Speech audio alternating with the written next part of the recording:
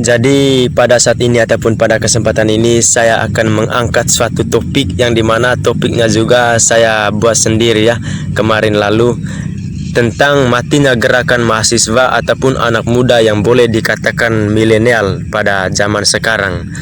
Jadi saudara-saudara sekalian, ketika kita berbicara tentang milenial, tentu ada di dalam pernyataan saya ataupun benak saya, yaitu ketika kita ataupun jika Anda adalah generasi milenial yang saat ini menyandang status sebagai mahasiswa ataupun anak muda, itu pastinya sering mendapat ataupun mendengar pertanyaan seperti ini dari masyarakat ataupun dari oknum-oknum tertentu.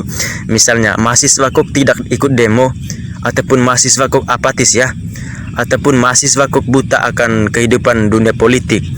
Nah, berbeda sekali dengan mahasiswa angkatan tahun 65 ataupun 98 ataupun 93 lainnya. Jujur saja teman-teman, ketika saya mendengar pernyataan seperti itu membuat saya punya harga diri sebagai anak muda ataupun mahasiswa itu ikut terpancing ya, dan menyadari sebagai generasi muda itu tidak boleh menjadi generasi yang hilang. Dan ketika kita membanding dari suatu sudut, misalnya gerakan politik, itu jika kita berbicara tentang gerakan politik milenial, keterlibatan anak muda dalam politik itu khususnya, ataupun seringkali dari tahun ke tahun selalu ada wacana untuk membanding-bandingkan gerakan mahasiswa ataupun anak muda dari generasi ke generasi, mulai dari generasi 65, generasi 98, dan generasi milenial. Dan dewasa ini juga tentunya banyak masyarakat merasa bahwa generasi milenial tumbuh menjadi generasi yang apatis ya, ataupun masa bodoh dan tidak ada bunyinya.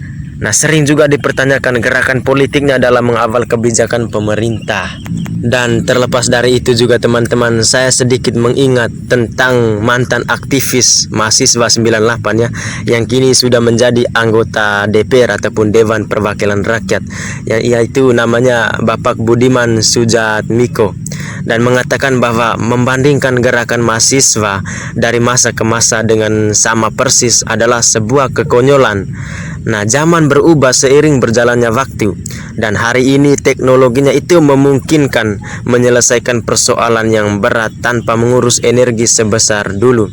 Nah, dulu aktivis mahasiswa 98 itu berdemo untuk menggulingkan sebuah rezim yang berkuasa. Nah, kalaupun sekarang sebagian persoalan itu bisa diselesaikan dengan teknologi. Dan pertanyaannya, kenapa harus memaksakan diri agar tampak berkeringat, teman-teman ya? Dan bahkan mantan aktivis ini ataupun Bapak Budiman juga menjelaskan sendiri, yaitu pada masa Orde Baru dahulu itu dirinya pernah mengadvokasi kasus tanah di kampung halamannya, yaitu di daerah Cilacap. Dan ketika kita berbicara melihat dari segi tantangan yang berbeda, tentu banyak pandangan dari masyarakat ya.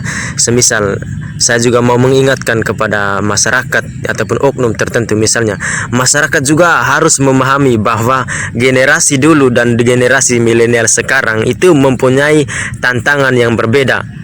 Nah, aktivis pada masa Orde Baru dan hidup di masa pemerintahan otoriter dan teknologi yang belum terlalu berkembang seperti sekarang, itu menjadi wajar saja jika kemudian gerakan yang mereka lakukan adalah dengan demo ataupun turun ke jalan, itu karena belum didukung oleh teknologi yang memadai.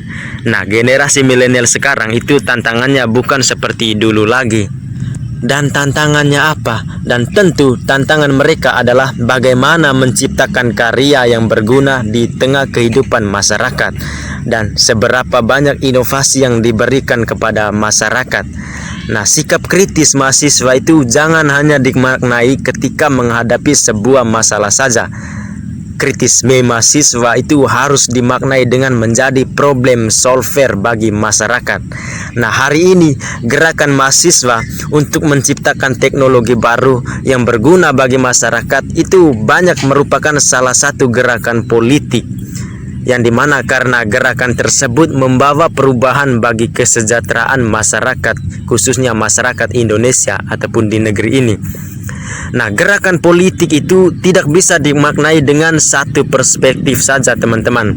Nah, terlebih di era reformasi ini, Nah, setiap mahasiswa itu mempunyai caranya sendiri dalam berjuang, dan tentu saja perjuangan tersebut tidak bisa disamakan dengan anak muda ataupun mahasiswa sebelumnya.